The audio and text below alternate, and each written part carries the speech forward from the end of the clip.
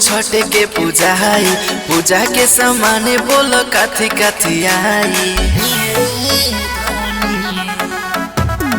कर तारू धनी तू छठ के पूजा है, पूजा के सामान बोल काथी काथी आई।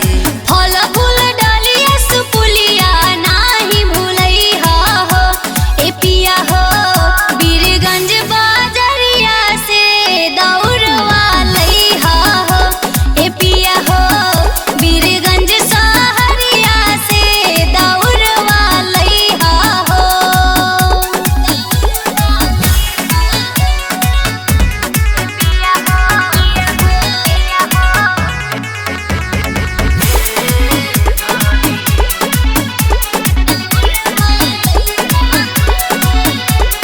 ठेकुआ पुरुकिया ए गोरी छान के तू राख तैयारी।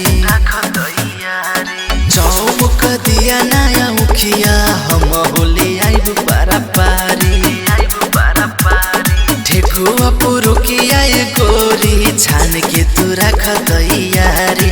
चौमुख दिया नया मुखिया हम होली आइब पारा पारी।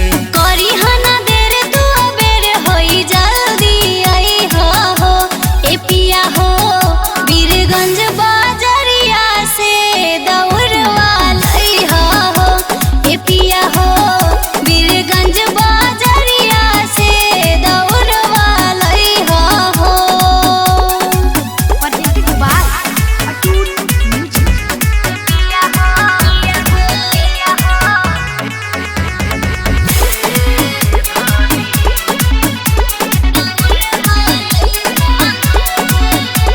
समोसा दे किने के बतासा घाट पर जाके चढ़ई है। राइडर पवन माई के चरण में माथा बाझुकई है। समोसा दे किने के बतासा घाटवा पर जाके चढ़ई है।